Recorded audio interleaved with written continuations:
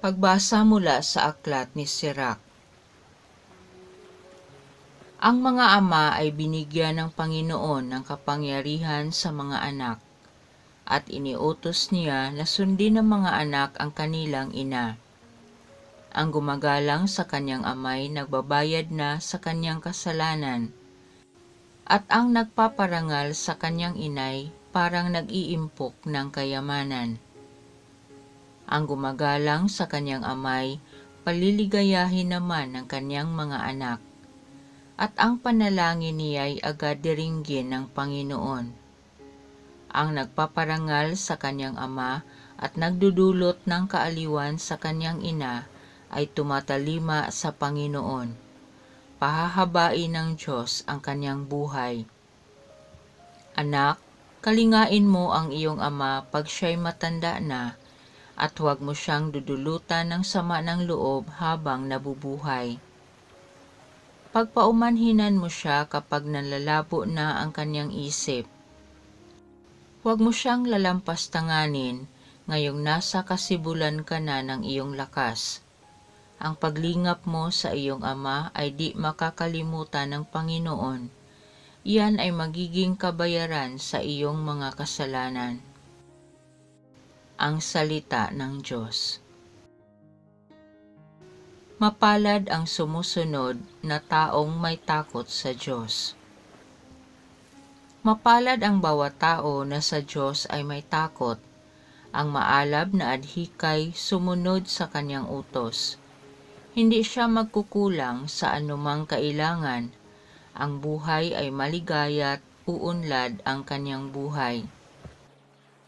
Mapalad ang sumusunod na taong may takot sa Diyos. Sa tahanan, ang asawa'y parang ubas na mabunga.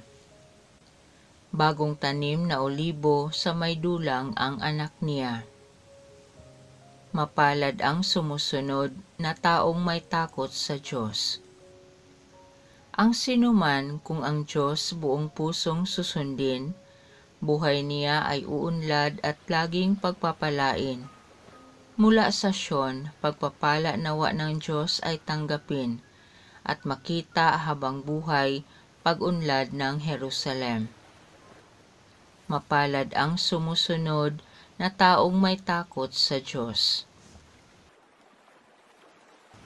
Pagbasa mula sa sulat ni Apostol San Pablo sa mga taga-Kolosas.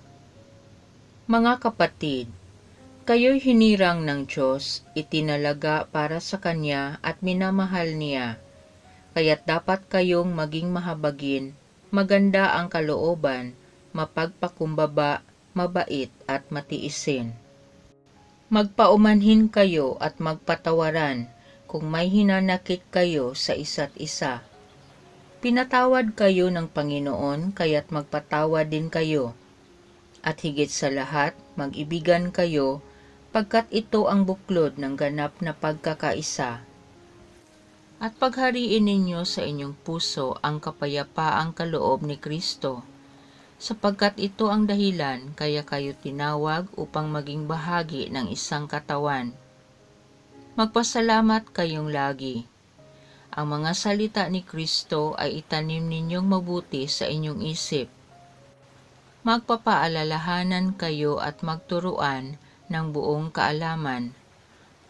Umawit kayo ng mga salmo, mga imno at mga awiting espiritual na may pagpapasalamat sa Diyos.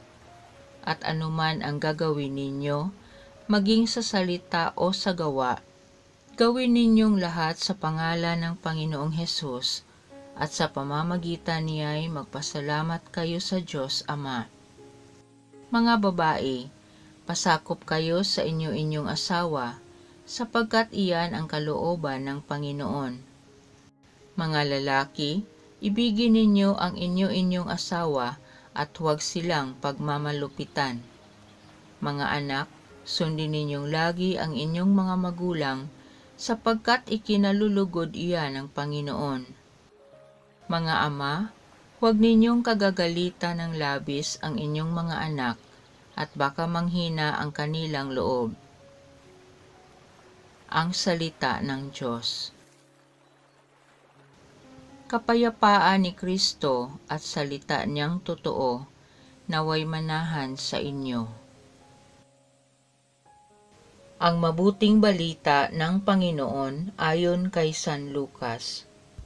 Noong dumating ang araw ng paglilinis sa kanila ayon sa kautusan ni Moises, dinala si Jesus ng kanyang mga magulang sa Jerusalem upang iharap sa Panginoon, sapagkat ayon sa kautusan, ang bawat panganay na lalaki ay nakatalaga sa Panginoon. At naghandog sila ayon sa hinihingi ng kautusan ng Panginoon. Mag-asawang bato-bato o 2 inakay na kalapati. May isang tao noon sa Jerusalem ang pangalay Simeon. Matapat at malapit sa Diyos ang lalaking ito at naghihintay sa katubusan ng Israel. Sumasa kanya ang Espiritu Santo na nagpahayag sa kanya na hindi siya mamamatay hanggat hindi niya nakikita ang Mesiyas na ipinangako ng Panginoon. Sa patnubay ng Espiritu, pumasok siya sa templo.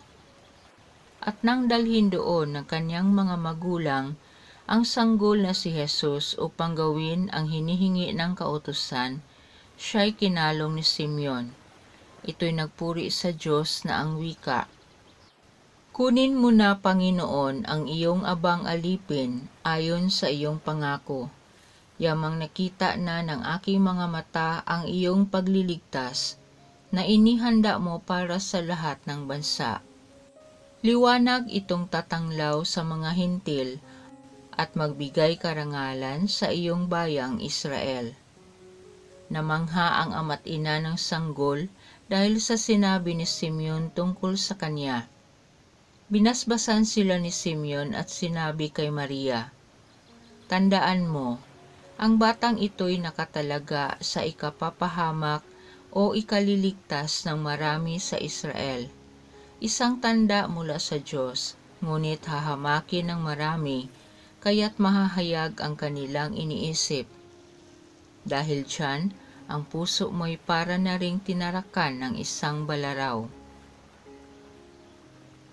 Naroon din sa templo ang isang propetang babae na ang pangalay Ana, anak ni Phanuel na mula sa lipi ni Aser. Siya'y napakatanda na. 7 taon lamang silang nagsama ng kanyang asawa nang siya'y mabalo, at ngayon 84 na taon na siya. Lagi siya sa templo at araw-gabi sumasamba sa Diyos sa pamamagitan ng pag-aayuno at pananalangin. Lumapit siya ng oras ding iyon at nagpasalamat sa Diyos. Nagsalita rin siya tungkol kay Jesus sa lahat ng naghihintay sa pagpapalaya ng Diyos sa Jerusalem. Nang maisagawa nila ang lahat ng bagay ayon sa kautusan, bumalik na sila sa kanilang bayan sa Nazaret, Galilea. Ang batay lumaking malakas, marunong at kalugod-lugod sa paningin ng Diyos. Ang mabuting balita ng Panginoon.